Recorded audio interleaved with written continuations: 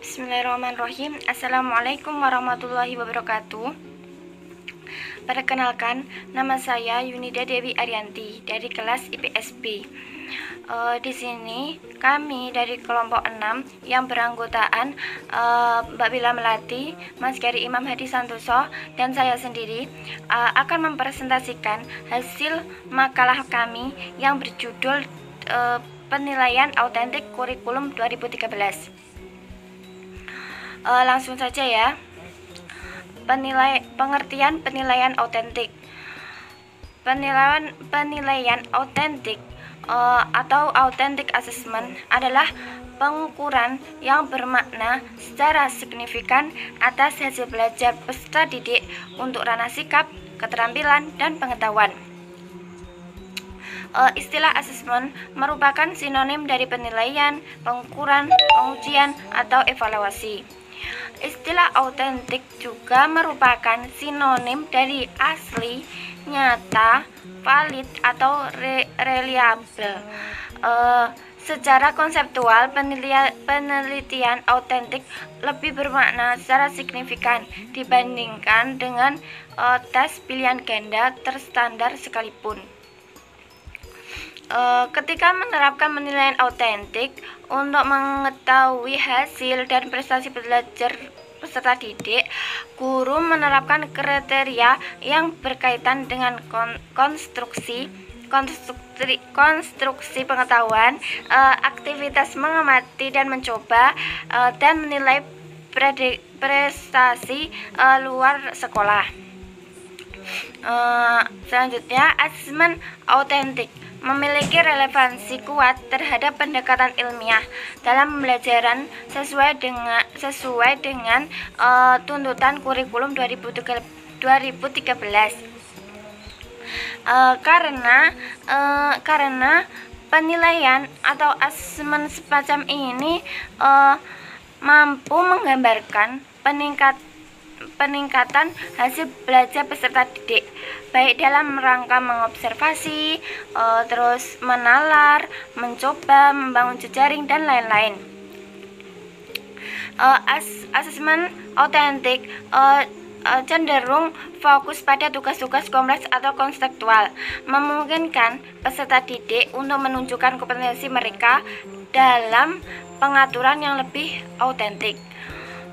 Karenanya, asesmen autentik sangat relevan dengan pendekatan tematik terpadu dalam pembelajaran, khususnya jenjang sekolah dasar atau untuk mata pelajaran yang sesuai. Lanjutkan perbedaan penilaian autentik dan tradisional klasik.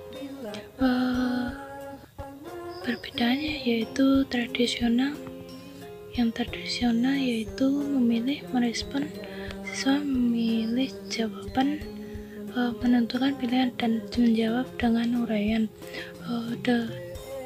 Dikondisikan, aktivitas siswa dikondisikan sesuai dengan keinginan penguji, seperti memilih jawaban yang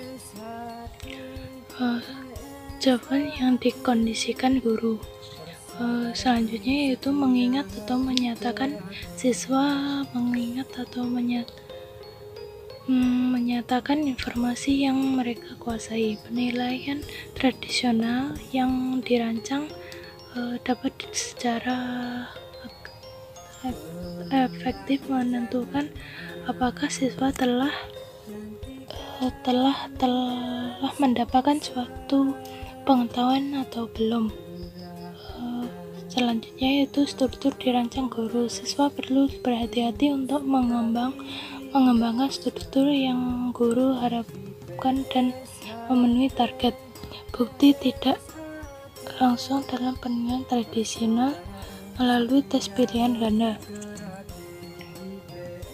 Sedangkan penilaian autentik yaitu melaksanakan kegiatan. Siswa melakukan aktivitas yang sesuai sesungguhnya sehingga memperoleh pengalaman belajar. Selanjutnya yaitu kenyataan hidup. Guru mulai menilai kenyataan yang sesungguhnya siswa dilakukan pada kehidupan nyata dalam waktu pendek. Konstruksi atau aplikasi penilaian autentik memperhatikan siswa menganalisis ilmu dalam proses kreasi, berinovasi, dan menciptakan struktur perilaku pengembangan siswa. Penilaian autentik memberi ruang pada siswa mengembangkan instruksi.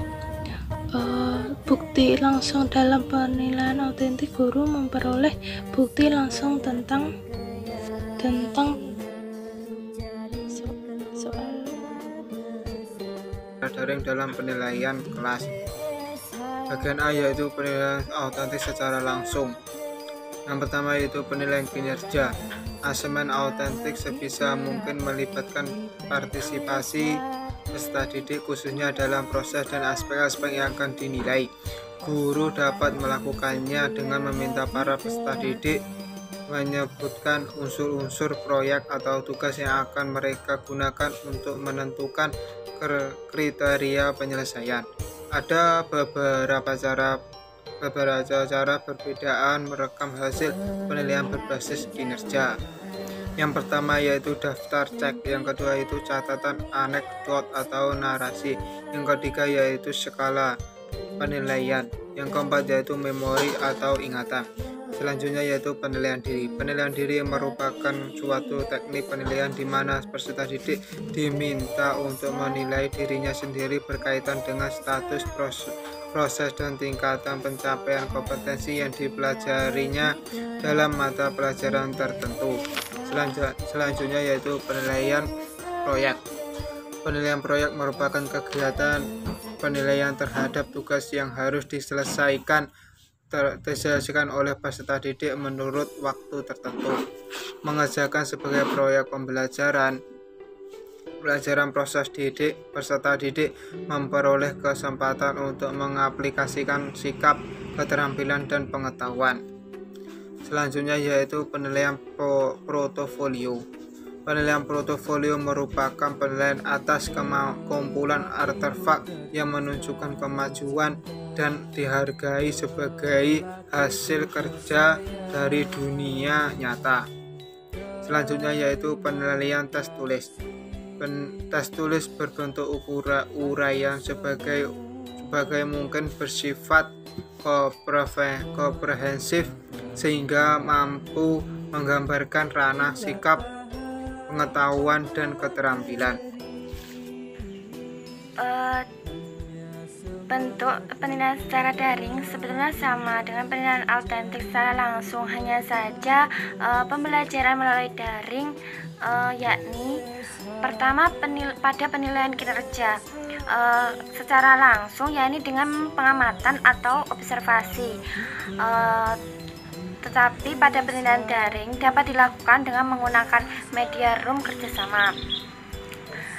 Selanjutnya pada penilaian diri dapat menggunakan media angket, yakni di mana siswa menilai dirinya sendiri dan angket tersebut disebarkan lewat Google Form. Terus penilaian proyek dalam media daring menggunakan metode kolaboratif sharing dengan menggunakan konferensi video. Misalnya ini mempermudah untuk meningkatkan kerjasama dalam hubungan jarak jauh. Terus bisa juga menggunakan Gmail dalam pengiriman poster. Terus selanjutnya penilaian portofolio dengan daring, yakni dimulai dengan siswa menyimak materi baik yang disiapkan guru yang ada pada aplikasi rumah belajar atau yang ada pada saluran TVRI. Selanjutnya guru memberikan penugasan, misalnya menggunakan pertanyaan 5W1H, apa, siapa, kapan, di mana, mengapa, dan bagaimana. Terus menggunakan peta pikiran atau mind map, terus membuat jurnal dan membuat laporan hasil praktik dalam bentuk tulisan atau bentuk lain seperti video. Terus yang terakhir, penilaian tes tulis media yang digunakan bisa Office 365. Contoh, guru memerintah siswanya untuk membuat naskah puisi, narasi, esai yang kemudian dikirim melalui alamat Gmail. Bentuk penilaian yaitu hasil kinerja kelompok. Beberapa pertanyaan yang harus dijawab dalam diskusi. Pertama, apa yang kamu ketahui tentang interaksi? Yang kedua, sebagai anak sekolah, haruskah kita peduli dengan perubahan sosial, ekonomi, dan budaya yang terjadi di lingkungan kita? Bukankah di lingkungan kita atau kota atau kabupaten misalnya sudah ada yang mengurusi?